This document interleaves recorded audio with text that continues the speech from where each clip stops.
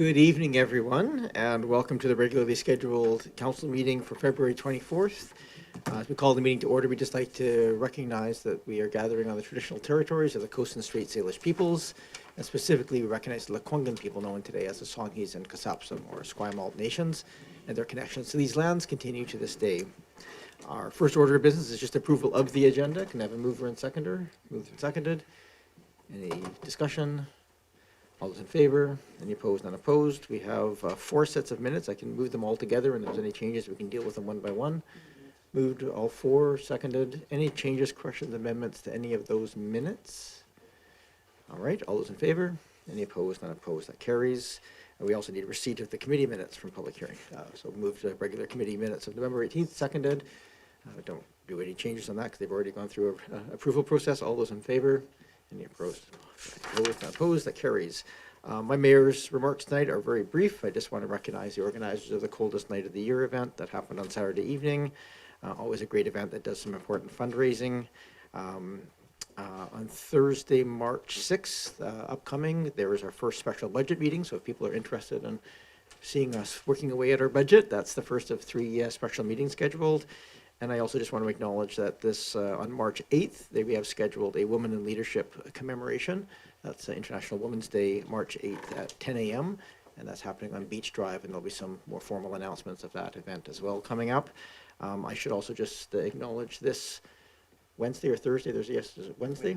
Wednesday, there was the Young Exceptional Star Awards that are organized by Councillor Braithwaite that happen every year, and they do a great deal of work just to honor and recognize some of the amazing youth that exist inside of our community. So looking forward to that event as well. Those are all my remarks. I'm keeping them brief today. So up next, we have public comment and question period. This is an opportunity for anybody in the members of the public, either online or in person.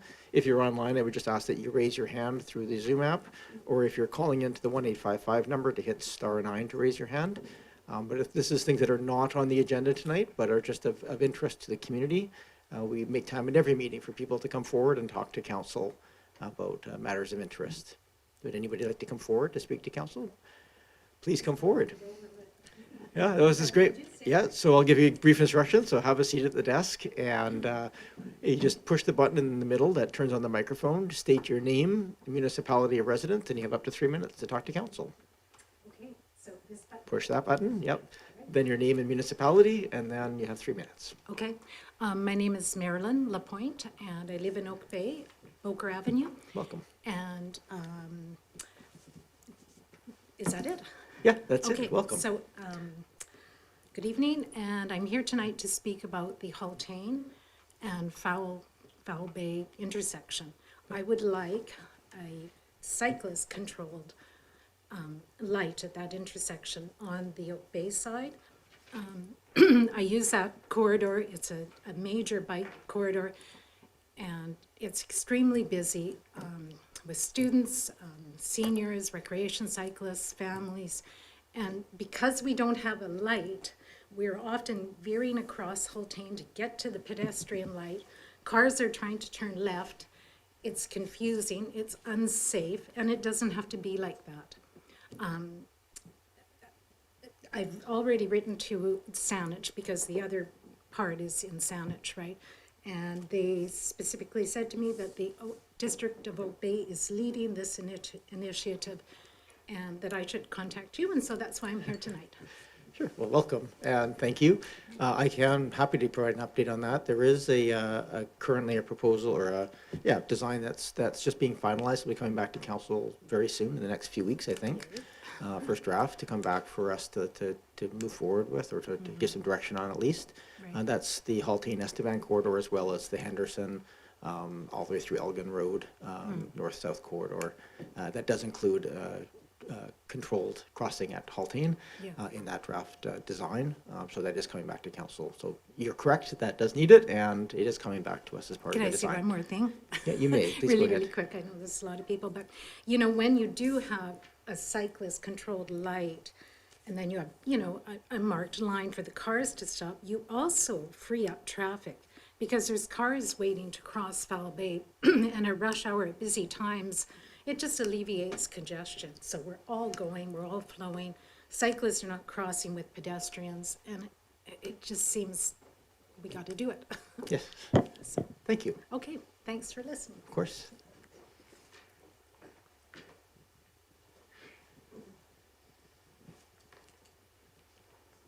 Welcome.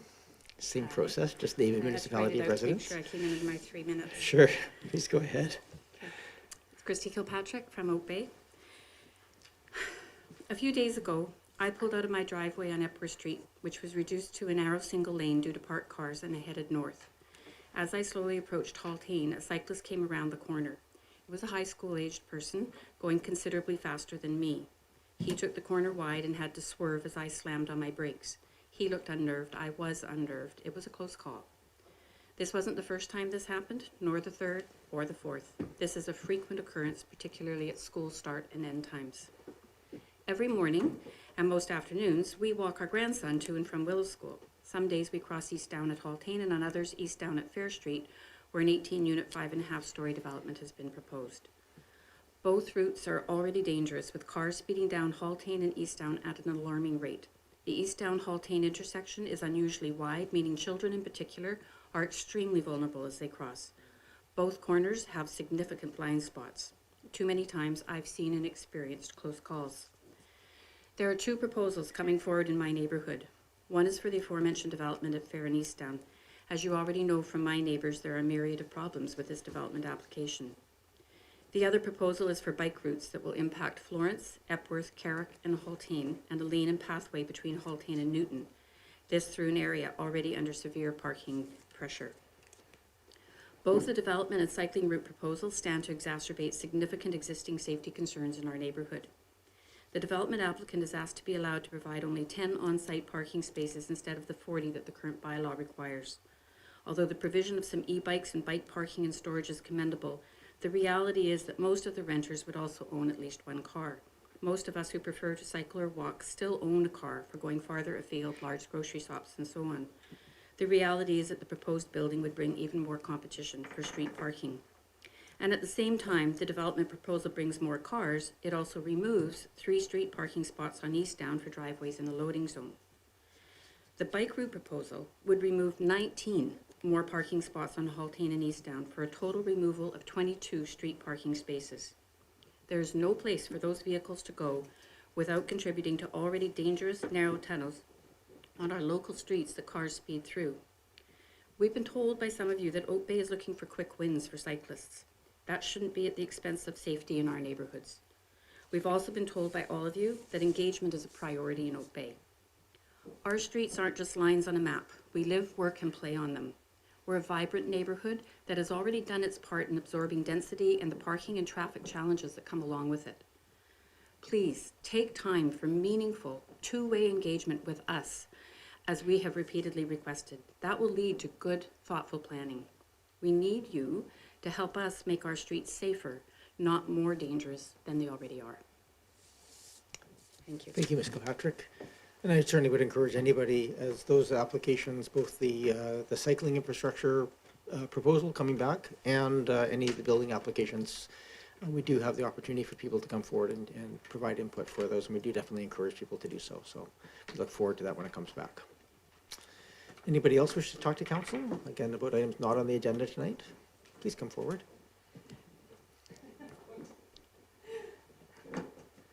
Welcome. Hi. Hello. So I didn't know I was going to speak tonight, so I have not written anything down. That's fine. My name is Anne Mackenzie Kong, and I'm an Oak Bay resident. I've been on Epworth for 22 years. I'm a neighbor with Christy, actually. And I have written a few emails, though, in great detail, and there's similar feelings to what Christy's experienced on our street. I've had kids go to Willows and Oak Bay High, so we're very familiar with all the commuting and busy times of day. We have one car in a driveway, and quite often there's nowhere for any friends or family to park at our house. Quite often I can't get out of my driveway because the cars are up on either side, and when they're across the street, I actually can't turn out of my driveway. I have to go into my driveway across the street and try to do like a 4-point turn. Meanwhile, there's bikes going down quickly. Everyone's cutting through to get to the high school. They're going to the rec center. They're going to the church. I mean, I've lived there for 22 years, and it's gotten really serious. And the thought of aggravating this more, it just doesn't make any sense. And we're talking about, like Christy said, safety. We're talking about making this like a community bike friendly. This to me leads to like a dangerous situation.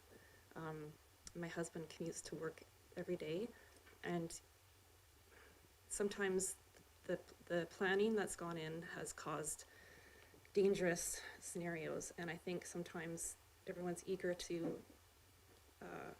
densification, and I know there's a lot of pressure for housing and everything, but there really has to be planning, because like when you're commuting, you still have your car parked somewhere, you need somewhere for that to go.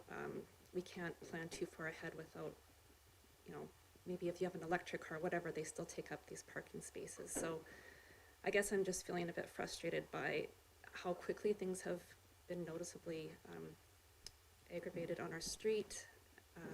My dad's 88 years old and has neuropathy, so he can't walk very far, and he's been unable to even park, like he can't safely even walk to my house. So accessibility is another issue that I think needs addressing as well. There's a lot of people don't even have driveways on our street, so some people have 3 cars. So I just feel like I can't imagine what this would be like, removing that many parking spots when there's already such a serious problem. And it's been dangerous. There's been a lot of close calls, and in the time I've lived there, there's been cyclists hit, there's been accidents on our street. So I just think I'm asking for there to be alternative plans considered from what there are now. Thank you for your time. Thank you. Yeah. And again, we don't know because there's been some public feedback and council feedback, and the plans coming back to us we haven't had a chance to see yet. So I know there's been numbers bandied around in terms of the number of parking spots lost, and we don't actually know what those numbers coming back will be. So certainly encourage all of you concerned about this to take part in the next stage of this as it comes back. So thank you. Thank you. Anybody else wish to come forward? We're not that threatening, I promise, if anybody just want to talk about stuff. Okay. Not seeing anybody else, we will happy to move on to the next items on the agenda. We move to section 7, which is the Greater Victoria, 2 presentations tonight. One is the Greater Victoria Public Library.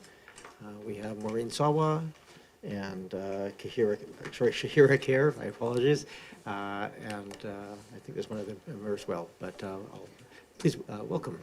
Thank you. Good evening.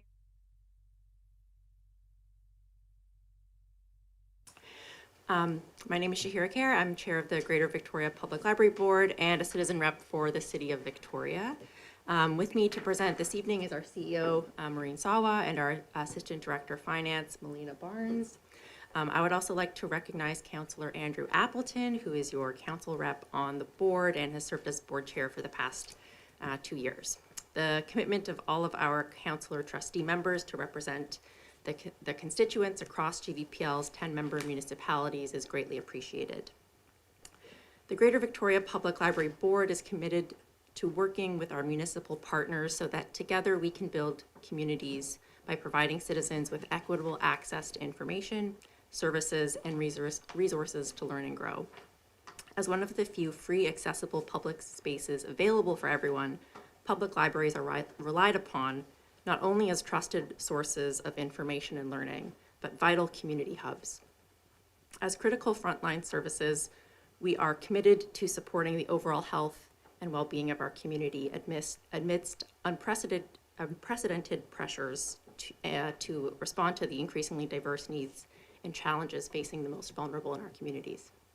On behalf of the library board, staff, and community we serve, I would like to express my thanks to the District of Oak Bay Council for your continued support. We are proud of the work that we do and appreciate your recognition that libraries do indeed change lives. So now I will turn things over to Maureen for her presentation, and Marina, Melinda, and I look forward to responding to any questions that you may have. Thank you very much. Thank you, Ms. Kher. Congratulations on your election as chair of the board. Okay, sure.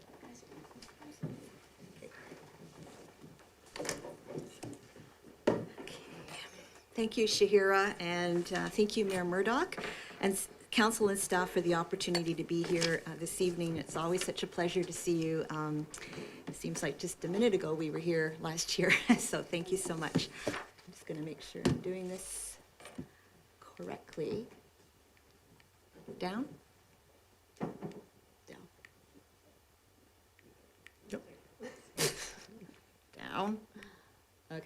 maybe up.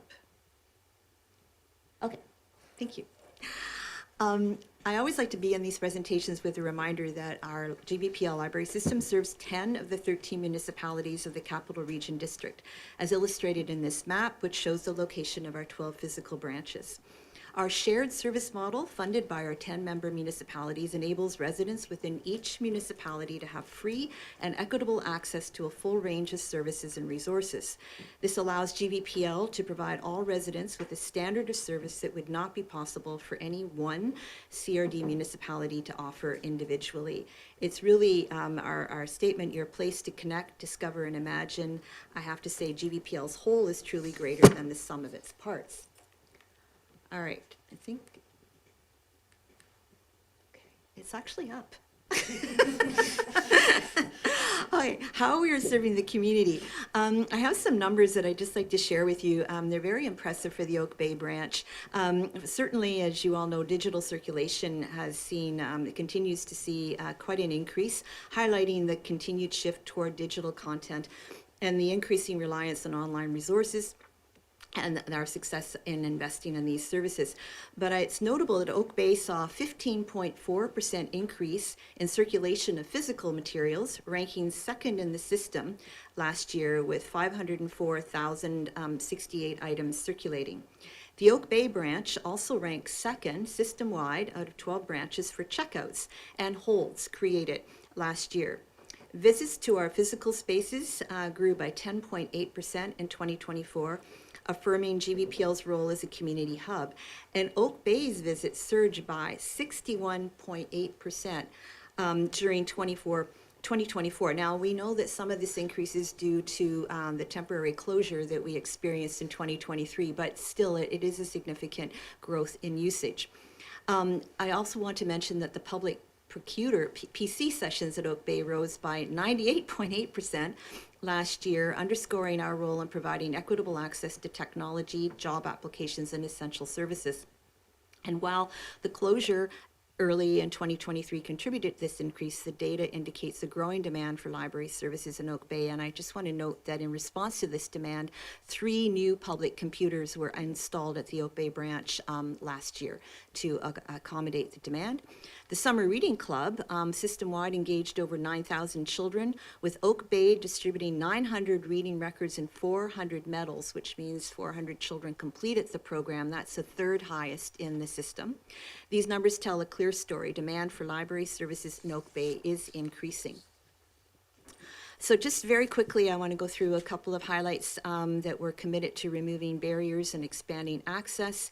In January 2024, you may all remember that we made the significant move to go fine-free, eliminating overdue fines to reduce financial barriers and ensure that library resources are accessible to everyone. This change lifted restrictions on over 78,000 accounts, including 30,000 active users. As a result, all community members are now able to fully engage with the library regardless of income. We also continue to invest in digital equity, expanding access to technology by adding over 35 public computers across our branches, continuing to help bridge the digital divide. And we are just currently working with a BC-based agency to redesign our website, which will create a more accessible, user-friendly online experience. This will also serve as a central virtual resource for patrons, enhancing our digital access to resources. Again, as I mentioned, our digital engagement has been just surpassing previous notes. Digital checkouts, we achieved over 1 million Overdrive checkouts for the 2nd consecutive year, ranking us among the top libraries in usage globally. Again, just a minor note that the New York Times com logins that we enhanced last year continued to surge. So I think it's just really important that we recognize the way we're serving all of these needs for digital engagement. But still, early literacy and youth engagement continue to be a priority. And as I mentioned, over 9,000 children participated in our Summer Reading Club. And that was a record high for Oak Bay branch in particular. Early literacy programs, interactive learning, things like story walks and tech play continue to be very popular. We also continue to focus on Indigenous engagement and reconciliation. Our Indigenous Stories Book Club, since 2017, we partnered with the University of Victoria to promote community dialogue on Indigenous history and culture. Numerous other programs, thanks to our innovative staff, increase our ability to improve access and awareness. I can't emphasize enough the issue in terms of diverse and accessible resources and spaces. We have continued to develop our ability to increase resources for patrons with print disabilities. Our expanded world languages collection is also showing our commitment to serving a diverse community. As you know, we introduced the provision of free menstrual products in all restrooms. We've started that in 2023, and it continues to foster inclusive and welcoming spaces. And I would just like to mention our monthly ID clinics in partnership with the Community Social Planning Council. We have hosted monthly ID clinics to help community members obtain vital identification, information, and support. And we've been doing these out of the Central Library downtown. Welcoming and secure spaces for all. Jumped ahead too far. I'll just quickly talk about accessible design enhancements and proactive safety enhancements that we are working on to ensure that all of our locations are safe and secure. So looking ahead, we are addressing our staffing shortages. As you know, we have been looking at our strategic planning for future growth, and we do have a number of other initiatives relating to our regional service delivery plan. So that's just kind of a quick snapshot. I know I'm limited for time tonight, so I just wanted to give you highlights. We have some photographs of the branch just to illustrate some of the enhancements that we've made inside the branch at Oak Bay. So you've all received our 2025 budget and 5-year plan package. The overall system-wide municipal contribution amount increase requested for 2025 is 5.5% overall. What this means to the District of Oak Bay, the District of Oak Bay's share of the 2025 requisition, as you know, is based on converted assessment values and a population in the municipality, including rental adjustments, is $1,309,570, which is a contribution increase for Oak Bay of 1.70%. So for Oak Bay, the increase for 2025 is 1.70%, which results in a per capita increase of $1.14. Budget drivers include salaries and benefits, library materials, building occupancy costs, and other factors which are described in the budget notes that you received in your package. We are committed to operating efficiently and effectively to deliver library services to our 10-member municipalities and support the overall health and well-being of our community as a critical frontline service. We really appreciate this opportunity to answer any questions, and I always find myself reminded of this particular quote, which I think is more and more meaningful as we deal with all the issues that are occurring in the world. A library is in the middle of a community, is a cross between an emergency exit, a life raft, and a festival. They are cathedrals of the mind, hospitals of the soul, theme parks of the imagination. On a cold, rainy island, they are the only sheltered public spaces where you are not a consumer, but a citizen instead. That quote came from actually a collection of essays that were published in the UK and England. So the cold, rainy island, they were talking about England, but I think we can all relate to the cold, rainy island here. So with that, I'd just like to thank you very much, and Melina and I and Shahira would be very pleased to address any questions. And I should also note that our Executive Director of Library Services, Daphne Wood, is here with us, so if there are any questions about resources that I can't answer, Daphne can help me with that. So thank you very much. Thank you very much. Nice to see you, Ms. Wood.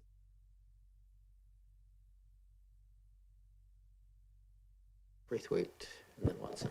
Thanks very much, and through you to the library team, thank you very much for the presentation, as always, and I'm always impressed with the numbers and the rates of usage and service, and you do a lot for a very small community, I think. I just wanted to raise a question. Do we face any issues ahead as a library system with the whole book issue around book banning and limiting certain books and that kind of thing? are we prepared for that potential? And hopefully not. Hopefully it will not happen here. But I just wanted to know if there were any, if you had any concerns ahead looking out, and how do you prepare for that? Thanks.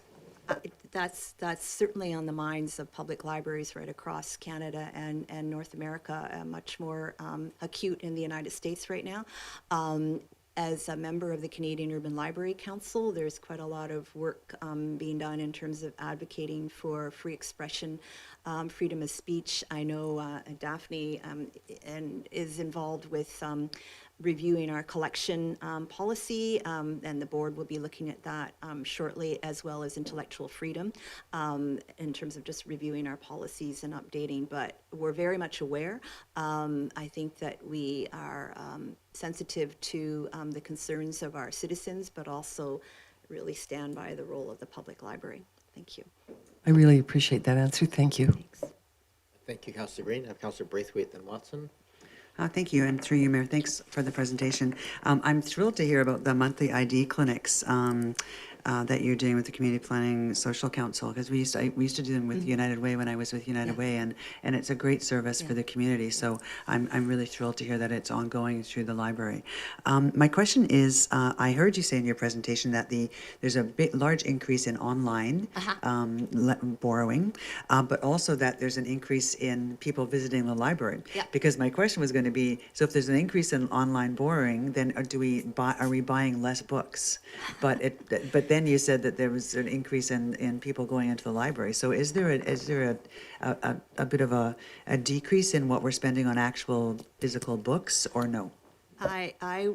It's a struggle right now to maintain the purchasing ability to manage both. I think we've talked about this before, that during COVID there was a real surge, and we actually accelerated, I think, our development of online collections.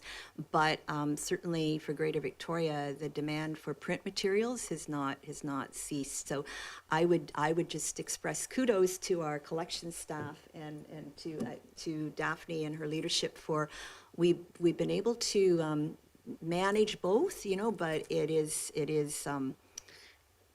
it's a challenge. I would just say that. And I think that what's happening now is the use of our library spaces as that third place, for people to come to is more important than ever. I know, here in Oak Bay, at the Oak Bay branch, it's a real refuge for all ages, place to go. If you're not at home or at school or at work, come to the library. So we are working hard to kind of manage all of those demands. Yeah. Thank you, and I would imagine that because of our senior center that's right there as well, that really helps to increase the visits to the library. So, but thank you very much. Yeah, it does. Thank you. I have Councillor Watson and then Appleton. Thank you, Mayor. To Ms. Nemo, please. You may want to, I don't know where you would find this, but perhaps it's in the updated strat plan, and you could give us a few snippets. But I'm curious, as member municipalities' populations grow in numbers and diversity of all types of diversity, cultural, ethnic, language, whatever, could you speak to initiatives that at the GVPL that will grow patrons in the same proportions to that diversity? So, yeah. Certainly, we have been looking at our world languages collections to ensure that they are broad, to represent our communities. As I mentioned, we're developing a new website that will be more, I think, user-friendly and accessible for variety of reading levels and such. Our spaces continue to be a focus of how can we make them more welcoming. I think that our partnerships, our community partnerships, we have a program of portfolio assignments for our librarians to work with various special interest groups in the community. So that's something that we can do more of, and we are, as our staffing capacity increases. Yeah. And Shahira, yeah. Sorry. Yeah. Mike. One of the things that I had the pleasure of taking part in as vice chair was when Councillor Appleton was chair of the GVPL. So we did a bike tour to all of the branches, and it was amazing to see, just as a citizen and also as the vice chair, that each of the branches really do a lot of work to reflect the needs of the local community, and a lot of that comes down to the dedication of staff to develop and tailor programs to meet the needs of people in their community. Young families out on the West Shore. There was a lot of focus on meeting the needs of those users, and then branches closer to the university, reflecting the needs of international students in the collections, and then also the services. So kudos to the staff of the GVPL for really taking the needs of the immediate local community into consideration. Thank you. Thank you, and my apologies, I got your name wrong. So I have a colleague at Camosun College, Maureen Niwa, and it was the first name that came to mind. Sorry about that. Sorry. All right, Councillor Appleton? No, I just appreciate what our board chair has said, because it's quite true. The staff at each branch really work hard to establish kind of a rapport and an understanding of what the local community is looking to do. So consequently, we don't have cookie cutter branches. You go to each branch, it's quite different and unique. Yeah. Councillor Appleton on my list next. I might get him to move. Is the motion I hear, it's not on the agenda, a motion to approve subject to final budget approval, or just approval, or what's the best language here if we want to move this forward so we can make comments as well as pieces, because I do want to move this agenda item along. Ms. Anderson? Yes, a motion to approve would be appropriate. That's fine. Okay, good enough. If you so wish, Councillor Appleton, you don't have to, but that's, we may just want to get this, we can add some we're having comments anyway at this point, so might as well get there. Go ahead. I would be pleased to move, Your Worship, that Council approve the 2025 budget from the Greater Victoria Public Library. Second. Thank you. Go ahead. Thank you, Your Worship. Such a pleasure to see you. A little bit weird to be sitting on this side of the table for a change. To all of you and to my colleagues here, this council has heard me speak fairly regularly on the importance of libraries, also obviously in my role as chair and as councillor, and I take that very, very seriously. As council is aware, I take advocacy on behalf of libraries to both AVIC and UBCM, and have taken that role very seriously over time, because I feel so strongly about the role of the library as becoming this, its role as a social service agency, as a frontline service provider, is becoming more and more important. Libraries have never been more relevant than they are right now, as council has heard me say. So what I would like from Ms. Sawa and Ms. Kerr and anybody else you'd like to involve is just, you are professionals in this field, and I would really love it if you could comment to council about sort of some of the challenges that are accruing to that this is a challenging time for libraries. You're right on the front line. You're dealing with a lot of different pressures, and I really appreciate what everybody at the team, every single person who works at GVPL is bringing to the table in that discussion. I was just wanting to leave that open for you to be able to speak to council about some of what that looks like right now, and some of what you're working towards as far as that goes. Ms. Sawa? I'll start and then I'll turn it. I think if the simplest answer would be being all things for all people. I think that we promote the fact that the public library is open and accessible to everyone, and that is our greatest strength, but sometimes that can be a challenge in terms of ensuring welcome environment and ensuring that facilities are appropriate for all ages and all needs and our resources. So I think we have such a mandate that from my perspective is you can never do enough. I never feel that we're doing enough, and yet I know we're doing quite a lot. From the board's perspective, we are just looking at a new strategic framework that is very comparable to our previous bridge plan, but one of the things that we have added is focusing on our people, on our staff, because they, as our board chair has noted, they are terrific. They are just amazing people, but the circumstances in some of our environments are changing, accommodating needs that are so diverse, wanting to do the best that you can, not just in terms of selecting resources, both digital and print, but providing the services that I would have to say more and more people are coming to the public library because there really is nowhere else for them to go. I'd say that's a summary statement. Ms. Yeah, Carey? it's not surprising to me to see the increased usage across our branches. I think, these are difficult times for many members of our community, and so libraries are, as Maureen mentioned in her speaking notes, places where people are citizens first and are not consumers, right? They're places they can exist. They have free access to resources that are needed. And so we're filling, or the GVPL is filling, a lot of gaps in our communities, and we're doing the best we can with the resources. And it comes down, like Maureen said, to ensuring that staff are secure and respected in their places of work. But we're welcoming all aspects of society into one space, and that can cause some pressures. But we're doing our best to respond to that. Thank you. Any other speakers? We have a motion on the floor. Councillor Smart, go ahead. Thank you. Through you, Mayor, I just had one question with regards to upcoming potential capital projects, renovations, or new builds, and I just wondered how does the funding model for that work, and how does that potentially impact or not impact sort of the yearly budget request? Melina. Melina hasn't had a chance to. Welcome, Ms. Barnes.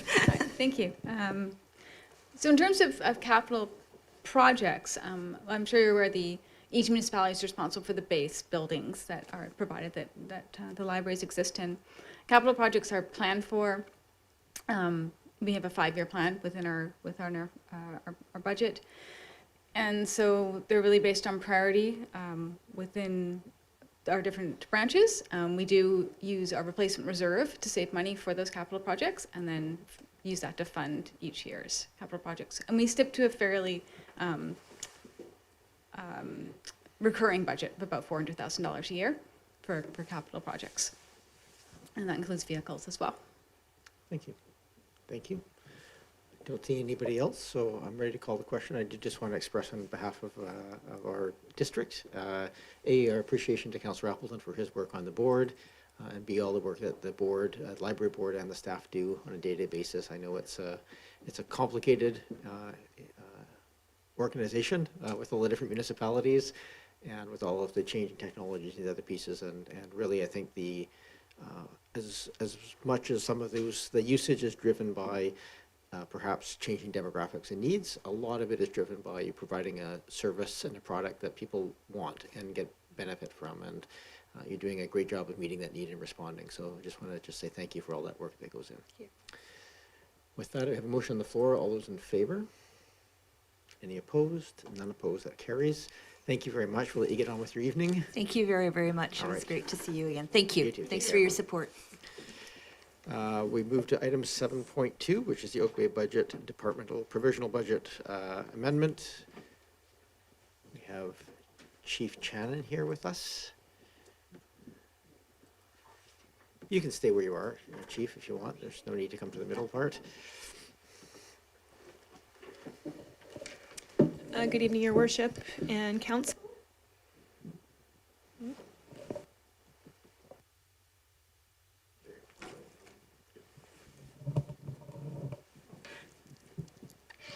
Good evening. In November, Mayor and Council approved the Oak Bay Police Department 2025 provisional budget. Early in February, on February 5th, I informed the Oak Bay Police Department Board Chair Murdoch of a discrepancy identified by staff related to the projected wages for 2025. An error was identified. Simply data entry in the Excel spreadsheet was incorrectly calculated for one employee's salary, which resulted in a projected wage deficit of $100,997.04. A special meeting was held by the Oak Bay Police Board on February 18th, 2025. With the board's approval, by resolution, a revision was made to the provisional budget to address the wage discrepancy and also provide an opportunity to update for now known costs for e-com and some programming software that was implemented in 2024.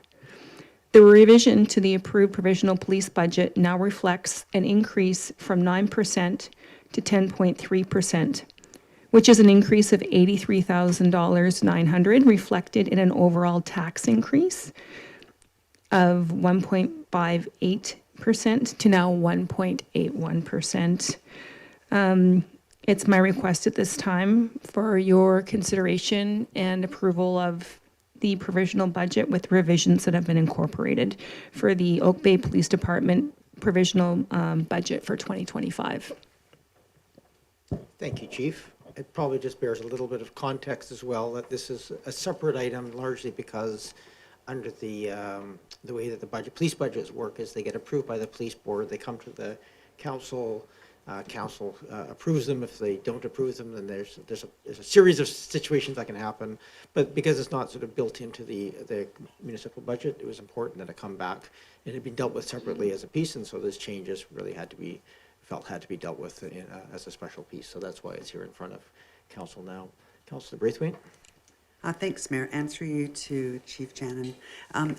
Thanks for the report. I looked, when I was looking at the e-com increase, I noticed that it's about 62% increase since 2022. So I wonder if you can just touch base on that and the reasons behind that, if you can. Well, I'll do my best to summarize it through you, the Mayor. That with the adoption of NG 911, the staffing and resources and wage increases have been huge drivers for e-com. That was a significant increase and something that all police departments, province-wide, and other agencies that are using e-com that are struggling at the moment to anticipate what those costs are going to be and the levies attached to that.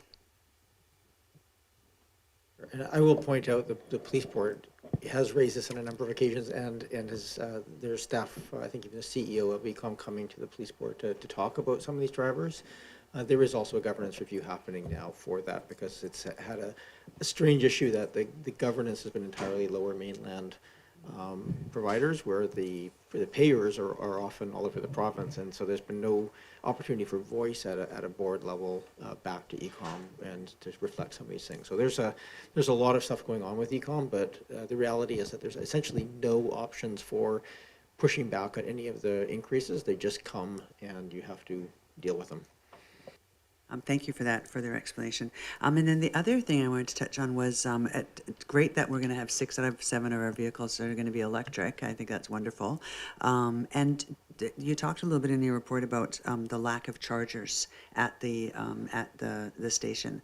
And I'm wondering if we know how much it is to put in a charger and when we think we might get more chargers there. I'm not sure if the fire department has their own chargers or if you share the charger that's there. So, because I know the fire department has some electric vehicles too.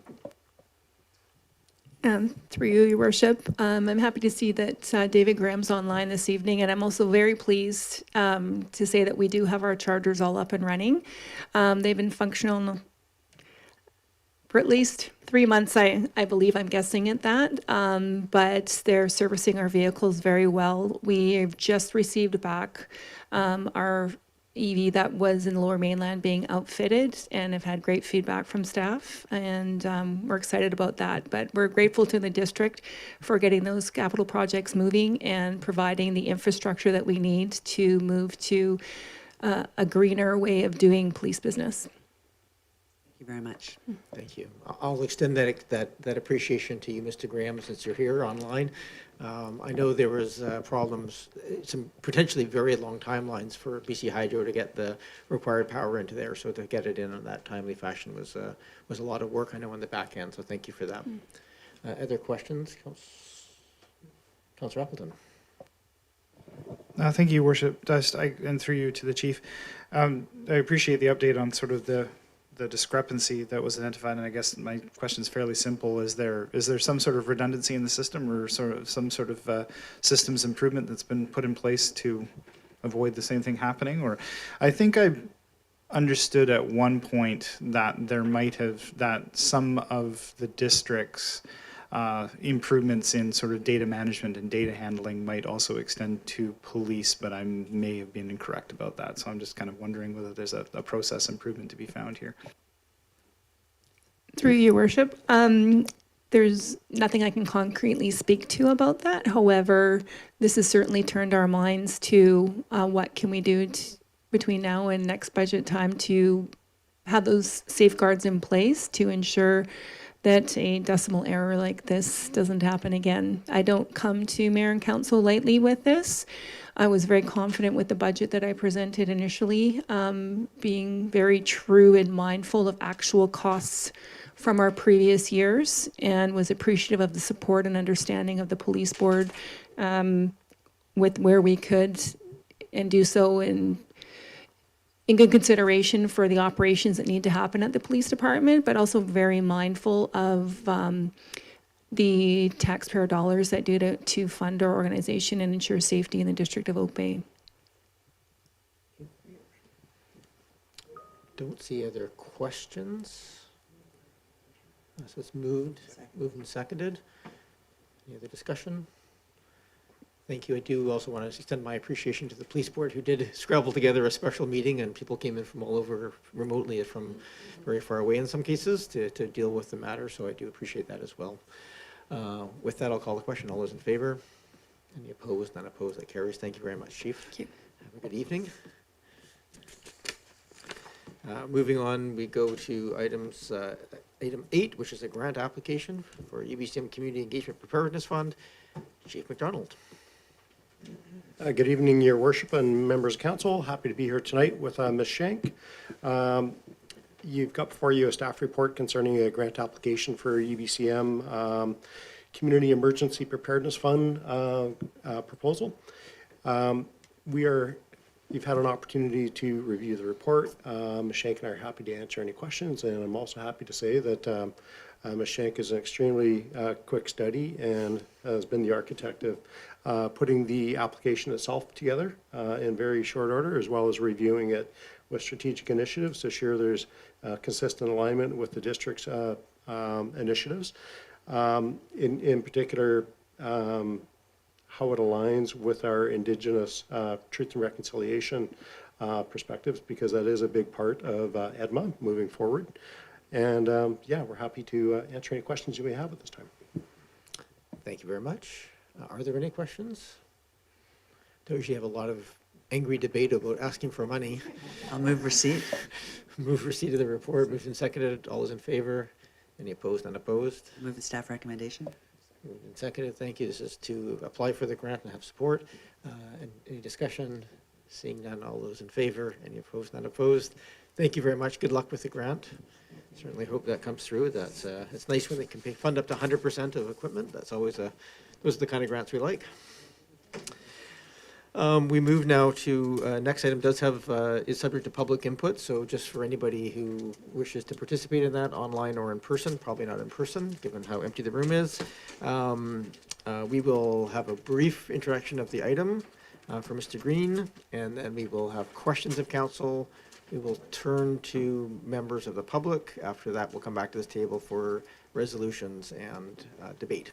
So with that, I'm sorry, Mr. Green, I'm moving along quickly here. This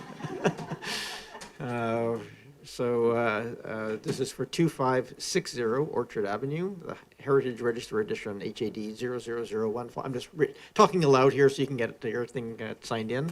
And I will just say, obviously, when people wish to be added to the Heritage Register, it's usually a point of celebration, and I do understand the applicant is not able to join us this evening. So I'm not sure how much of an introduction you want to give, but we can certainly go to questions. But go ahead, please. Yeah, good evening, Your Worship, members of council. That essentially covers my introduction for this item. The application before you is to be added to the Heritage Register. The applicant is not here, sadly not to attend this evening. Staff have no concerns with the application and recommend that the application be approved. It went to the Heritage Commission on February 5th, and they also supported approval of the addition to the register. Very good. Happy Thank to you. answer any questions. Are there any questions for staff? Then I'll go to the public. Are there any members of the public who wish to speak to item 9.1, the Heritage Register edition of 2560 Orchard Avenue? Do not see any hands in person or online, so we'll come back to this table. Councillor Green? I'm happy to move the staff recommendation. Moved and seconded. Well, we'll do receipt afterwards since we're already there. So I have a motion to that the property be added to the Heritage Register. Any other debate or discussion? I'll just say on behalf of council, please pass on to the applicants. Thank you.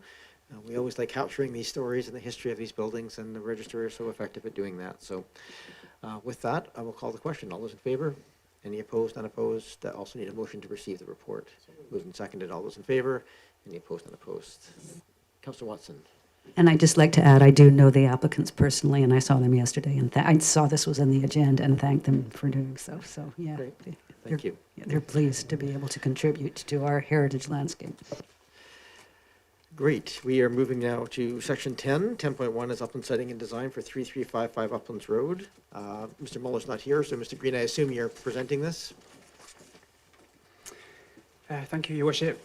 This next item is a upland siting and design application that the district has received for the property located at 3355 Uplands Road.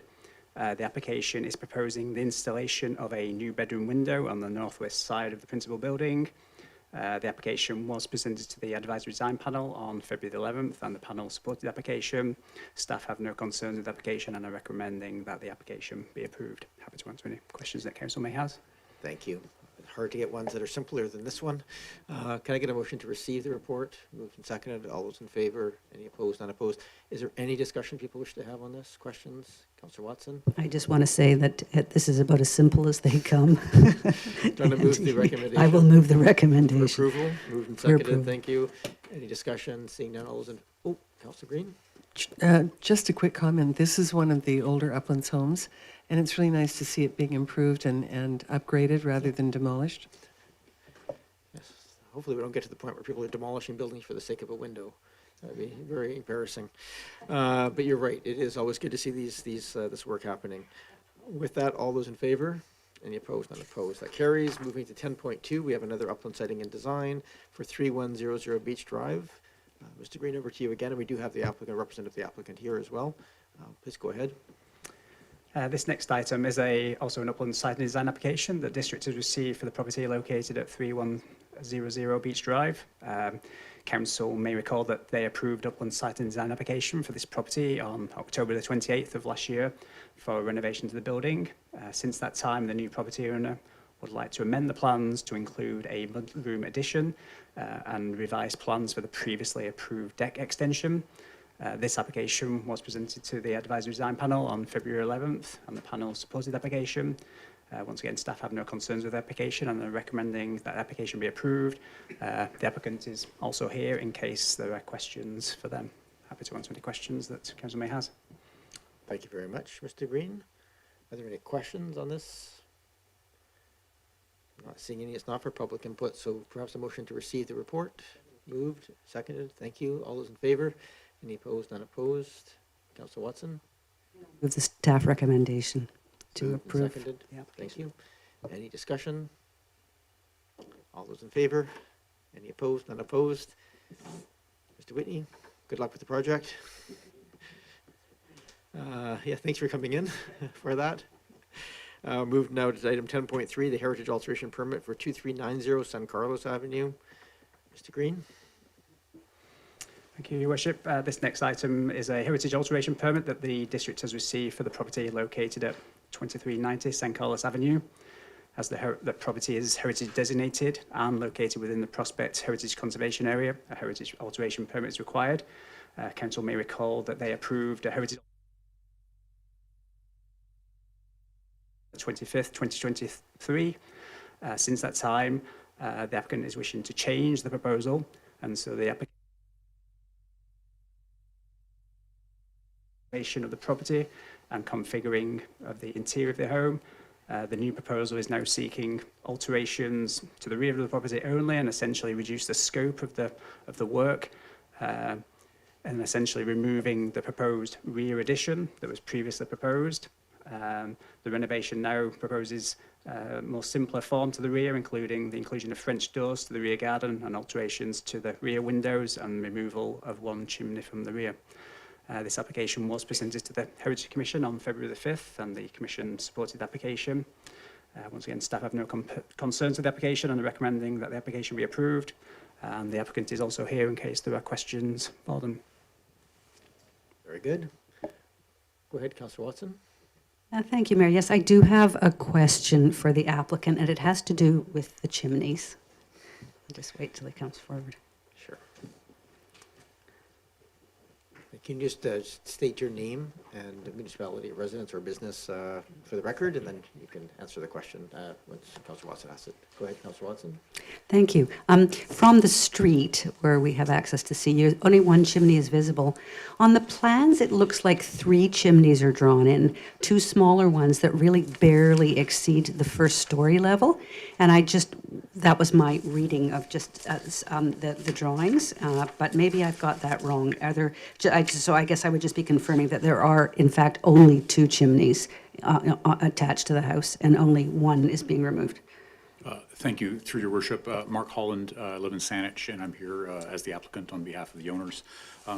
As I understand it, there are two chimneys in the rear. Both were recommended for removal in Donald Luxton's original heritage report. No alterations were made to the building at that time in the exterior when all of those were designated that cluster. At this time, those 2 buildings, or the 2 chimneys in the rear will be removed. The 3rd chimney is just on the west side, and that is an existing fireplace and will remain. Great. So I actually was reading the drawings properly. There are 3 chimneys in total. The nice grand one kind of to the west will remain, and the other 2 go. Thank you. Thank you for those clarifying questions. Any other questions for the applicant or staff? Not seeing any, so perhaps a motion to receive the report to start. Moved and seconded. Thank you. All those in favor? Any opposed, unopposed? Councillor Appleton, you had your hand? I'll move the staff recommendation, Your Worship. That's straightforward. Moved and seconded. Any other discussion? Hopefully this, go ahead, Councillor Watson.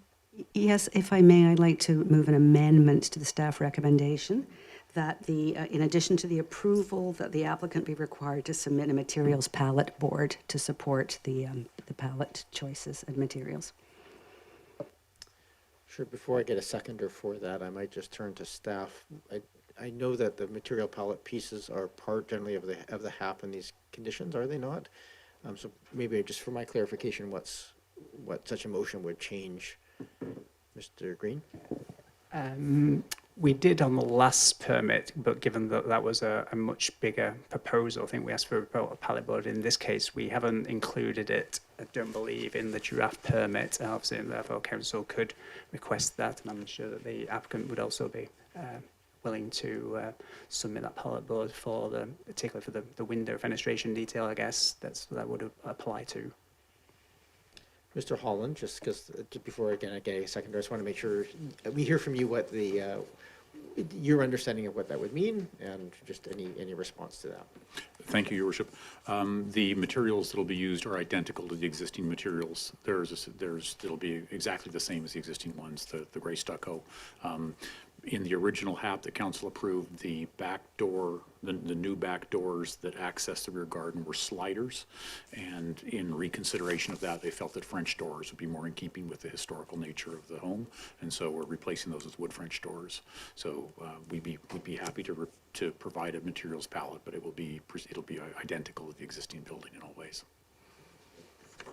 So the motion right now is to include a material palette. Okay, moved and seconded. So I now have an amendment to debate. Is there any discussion on the amendment? Councillor Watson, or Councillor Smart, sorry. I appreciate the effort to just be sort of consistent, but I won't be approving the motion because I see this applicant already coming back, having reduced the scope of their project to a very simple form. We've already seen that previous material palette. It seems like putting yet another hurdle in front of them when it's already been quite a hurdle, to even come back and basically reapply for something less. So I won't be supporting the amendment. Braithwaite?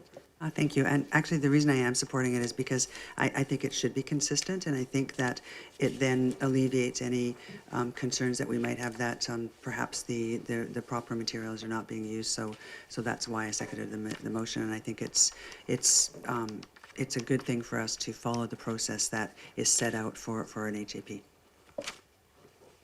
Thank you. On the motion, on the amendment motion to include, I'm going to just pass a question on to the applicant. I just need to get for my comfort of this.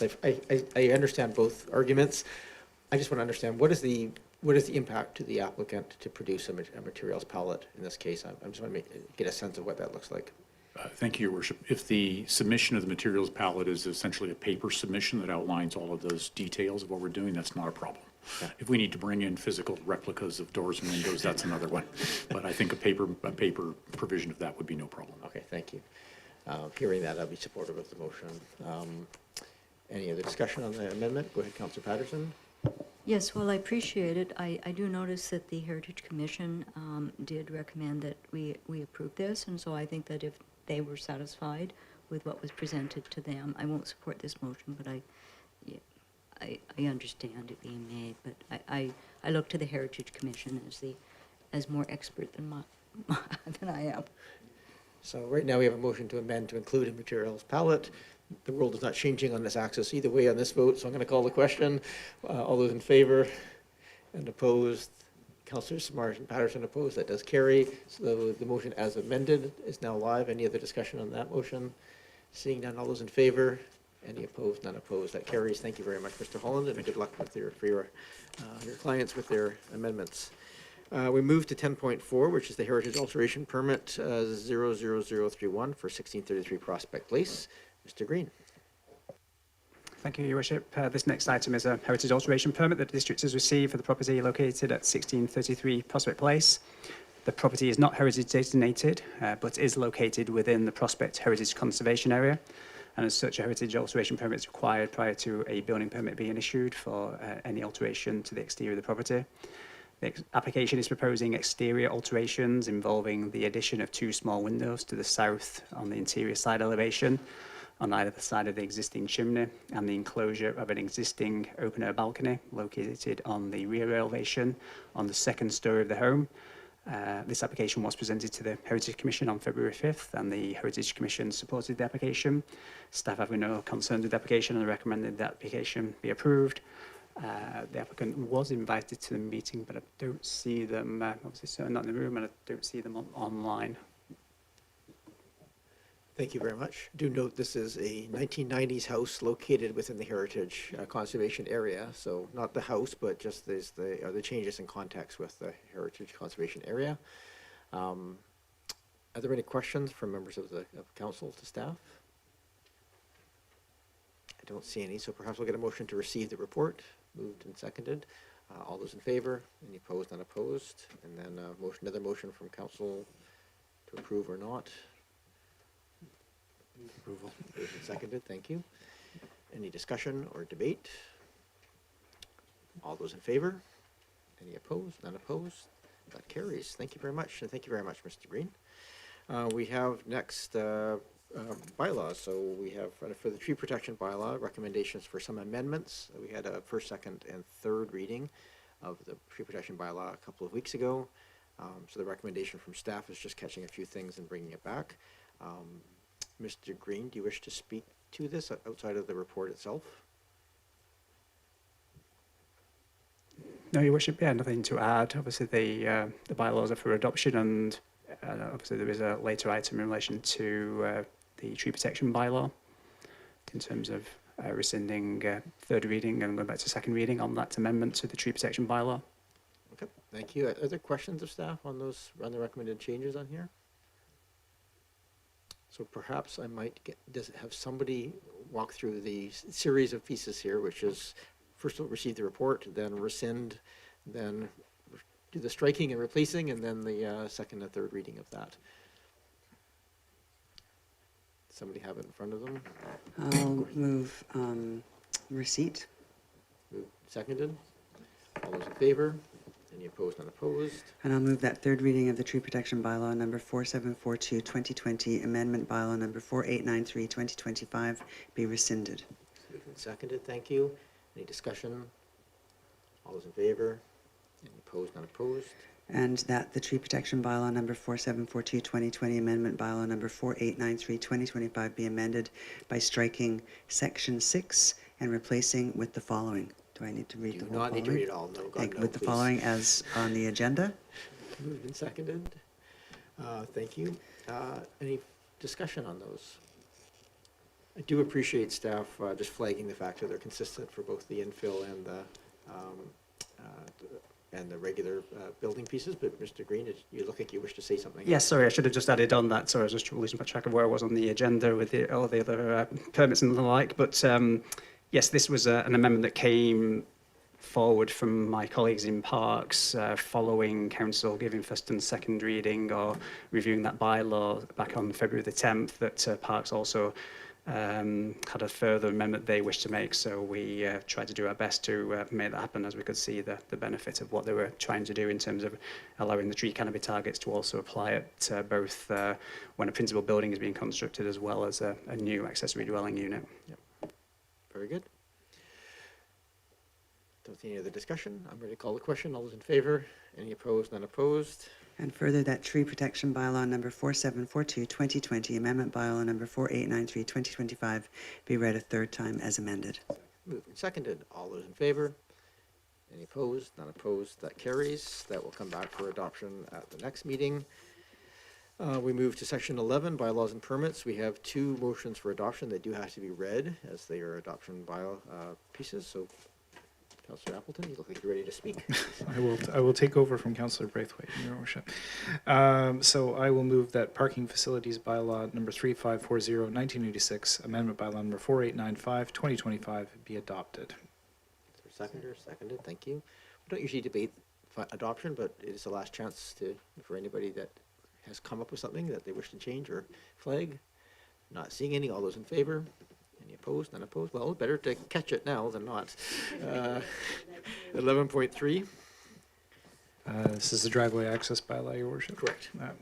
So I would move that driveway access bylaw number 3550, 1987, amendment bylaw number 4896, 2025 be adopted. And seconded. Thank you.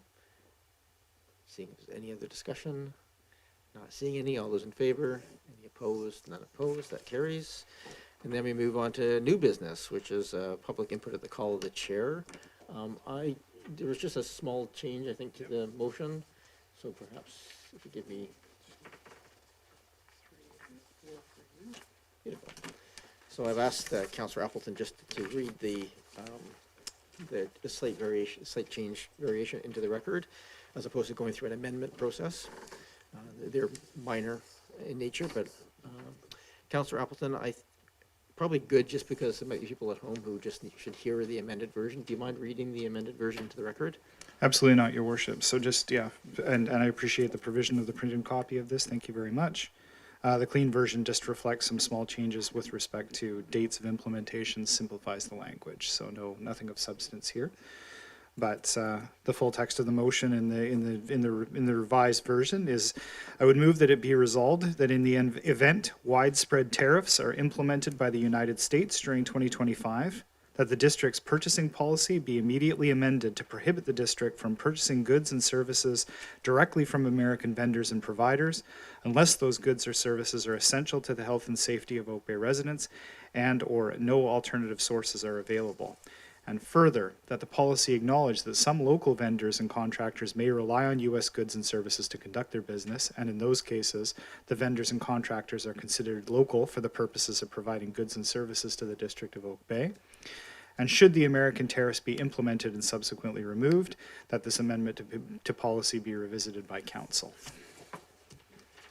Thank you, Councillor Appleton. Is there a seconder? Seconded. Thank you. Floor is yours. Thank you very much, Your Worship. And I appreciate the staff's assistance in contributing some content to the motion. I think, like many of my colleagues and many of the members of the district, were taken aback and shocked at the proposal of the scope and scale of tariffs proposed by the administration of the United States. And I think that in the intervening time since those were first announced, I think we've seen a full recognition by the community of the type of impact that it would have on members of the community, that it would have a real and tactile and noticeable negative impact on residents of Oak Bay and in Greater Victoria, and in fact, British Columbia as a whole. So we have seen British Columbia as a province and the entire country gear up to prepare for retaliatory tariffs in a situation that was not of Canada or any of our crafting. This is a complete externality. And I think that it's important that even at our local level that we announce to the administration of the United States our intention to respond directly to economic threats that will impact our citizens. And the immediate impact, economic impact of this motion could be minimal, but I think we need to send this message because it's the right thing to do. And we've seen a real groundswell of support all across Canada for Buy Canadian initiatives and a real attention being paid by all members of the community to self-sufficiency and where our products are coming from. And we have some fairly significant purchases that the district has made over the past number of years that were they bought Canadian, were they bought here in Canada, and if we had the services and the providers to be able to provide those things, then we would be able to support Canadian those. And so I would like to see us send this message that there are products and services that municipalities and local governments would like to procure that are not yet there, but we're indicating our support for that. And so I will just say in conclusion, Your Worship, I believe that the citizens of the district really want to see us do what is within our power to be able to respond to a situation which is unfair and unprecedented and unreasonable and frankly a threat to Canadian sovereignty as Canadians have come to understand. So that's my reason for this, with very potentially limited impact, but sending a strong message on behalf of the district, Your Worship. Thank you. Councillor Green, Braithwaite, Patterson, Smart. Thank you, and thanks to Councillor Appleton for this motion, which I agree with in principle and spiritually and in every other way, to be honest. My only question through you is to Ms. Williams. Will this pose any challenges in terms of tracking, monitoring goods and services and products? Is there any issue with adding more burden to our staff to do this? I don't disagree with this, but I would really like to hear from you on, if you can comment. Thank you. We have Ms. Williams here, and we do have Ms. Lachance as well online, but no, I'll Sorry, give it to Ms. Williams. Lachance. I'll give it to Ms. Williams, and she can hand it over if she wishes. Go ahead. Thank you, Your Worship. I was going to defer to our CFO, Ms. Lachance, who is online there. Thank you. Welcome to our meeting, Ms. Lachance. Yes, thank you very much. Hopefully you can hear me just fine. I'm loud enough. We can. You sound clear. Yeah, so to respond to the question through you, Chair, in terms of tracking, of course, it's easy for us to determine if they're, based on the motion, of course, but whether or not the suppliers are Canadian. And I foresee the major impact being the suppliers where there is only a U.S. alternative. But of course, I would like the opportunity to come back with report and implications. The procurement policy can be amended by council at any time, and we would take the direction from council today to come back and provide a more fulsome answer on that.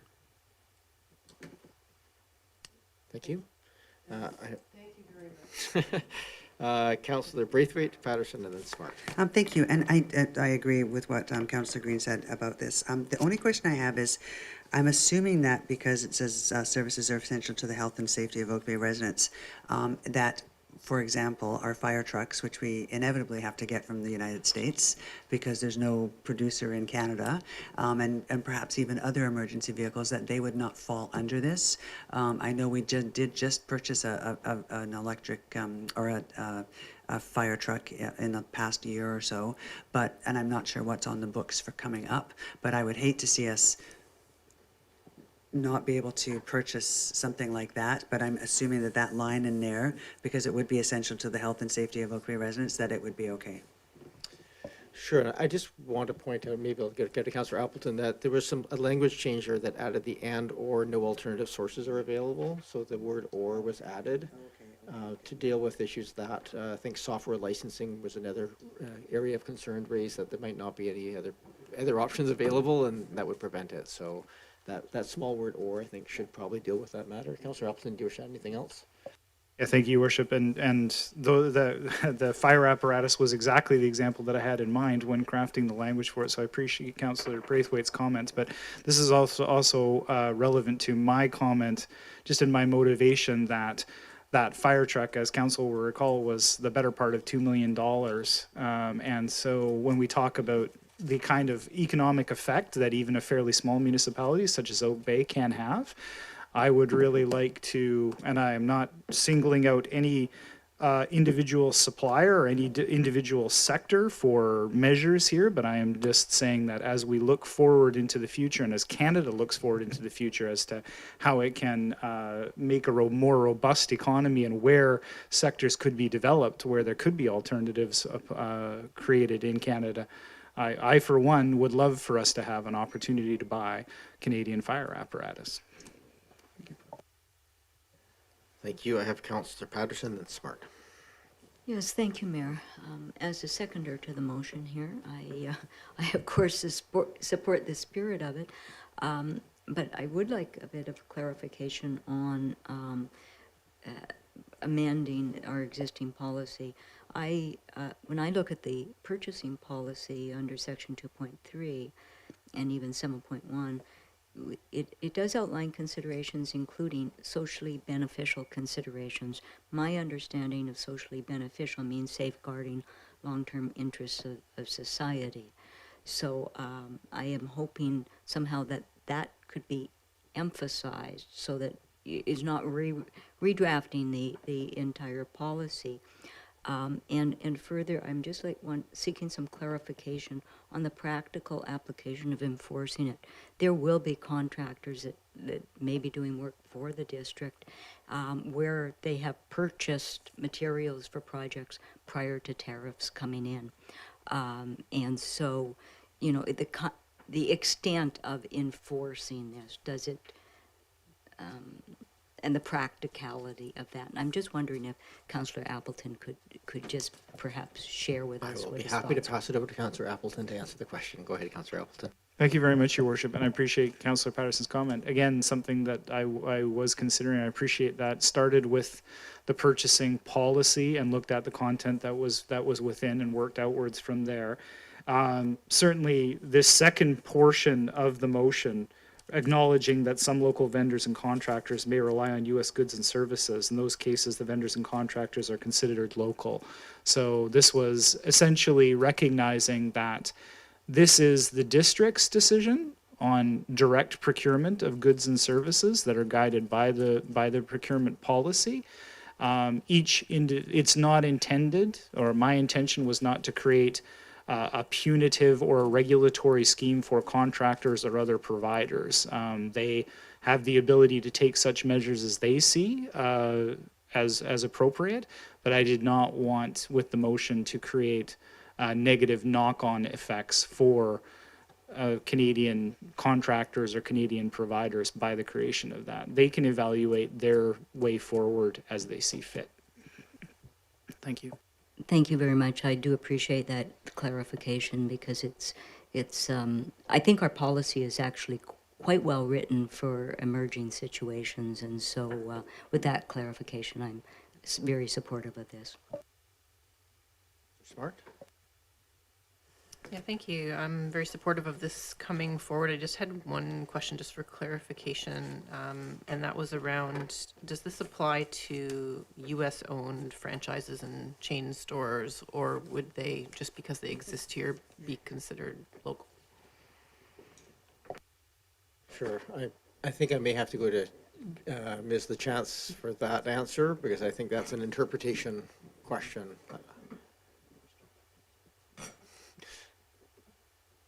Yes, thank you very much, through you, Your Worship. I just on the surface, or I would say generally, U.S. franchises or chain stores are typically for the lower valued priced goods, which are excluded from, in some cases, our competitive bidding process. I think that we would look for some clarity within the policy amendment when we would return for that specific stream of supplier. Thank you. Anything else? Councillor Appley, do you want to add anything to that? No? All right, I don't see any other questions at this time. The motion's on the floor. Just speaking to it, I appreciate the little language changes. I think I think it's quite supportable as it is right now. I do appreciate there is going to be some little quirkiness that's going to come out of this that will probably be like, oh, how do we deal with that particular situation?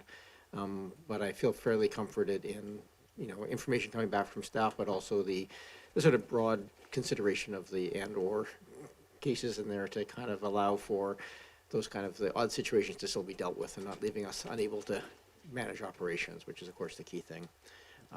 And I just it was interesting, thank you, Councillor Appleton, for bringing this forward. There's actually a couple of councillors that flagged to say, hey, I think we should do a response to this. So I think it's been on the top of mind of a few people as soon as those tariffs came in. And I think it's no harm in us saying, tariffs are a legitimate trade tool for managing unfair trade practices and making sure that true costs are reflected.